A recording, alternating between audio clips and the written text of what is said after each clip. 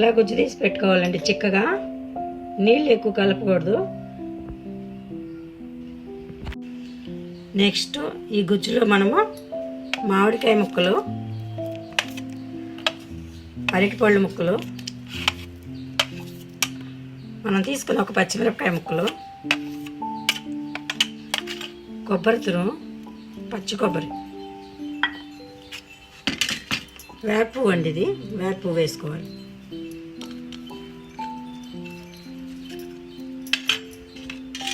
తర్వాత బెల్లం,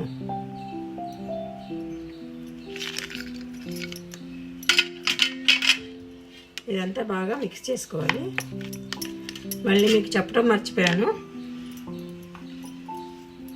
ఒక చిటిక ఉప్పు, ఒక చిటిక కారం,